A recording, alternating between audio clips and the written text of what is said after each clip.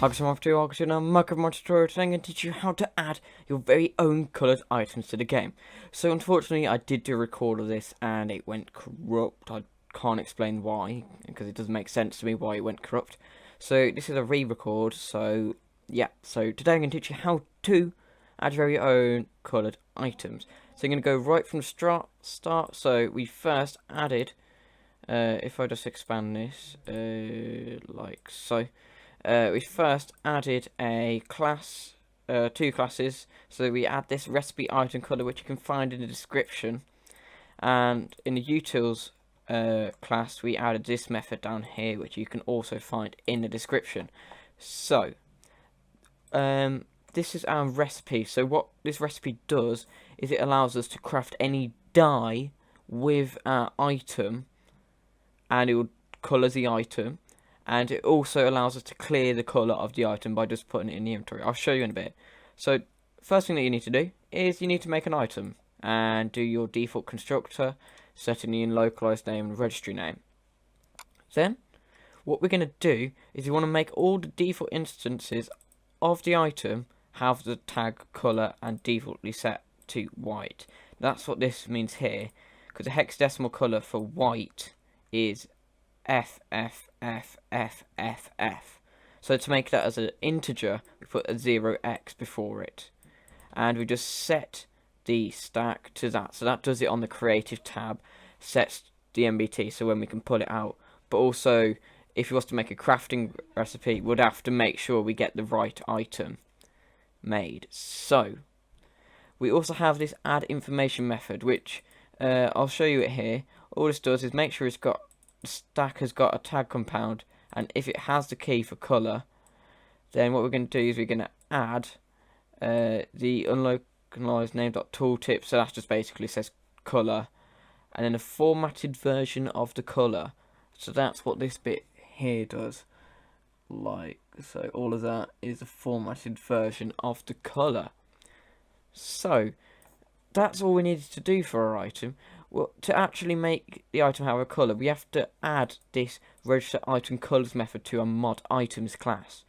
So in here, make sure it's side only side client, and what we need to do is do Minecraft.getMinecraft.getItemColors.register item colour handler. So you register the colour item colour, which says how you work out the colours and the items.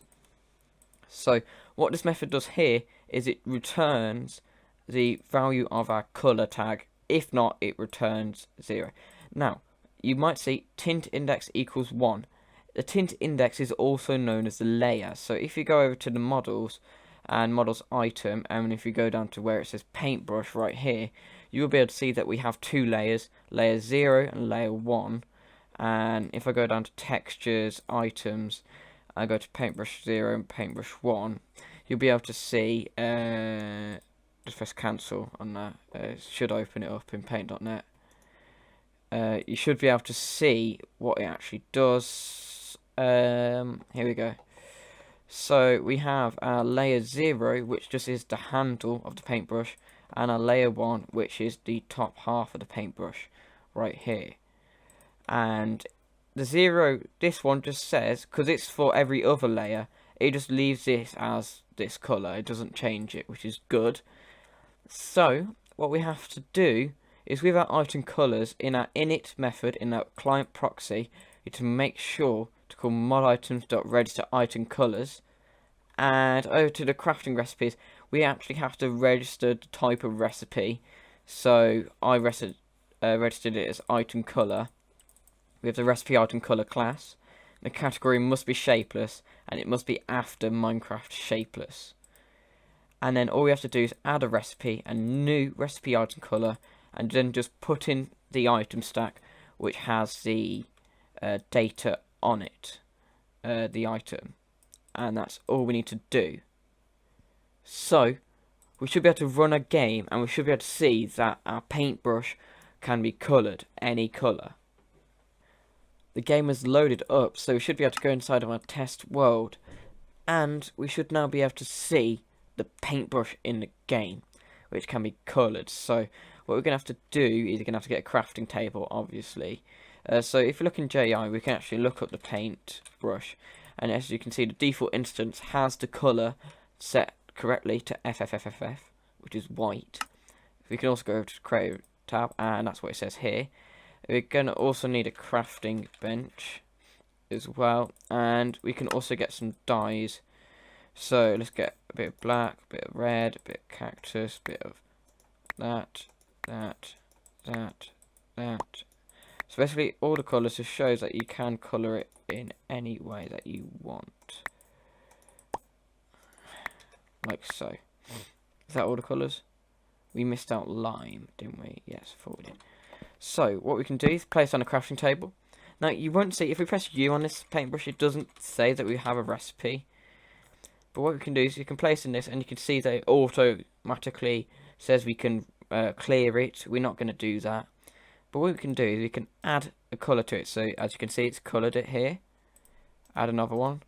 So let's say we want a nice dark colour. And let's say we can add a bit of black. We can obviously clear it, but we don't need to. Let's add a bit of black. And maybe a bit more black. Okay, so we've now got our paintbrush, a nice lovely black paintbrush. But say we don't want it to be black anymore, we can just put it in here and it'll clear the colour. And you can add a bit of red, maybe a bit of green, and a bit of brown to give you whatever colour you want. It's completely customizable. So let's get a bit of lime going with a bit of yellow and a tad bit of orange. And I think that looks really nice. So yeah, thank you guys for watching. Remember to like, comment and subscribe. I am out.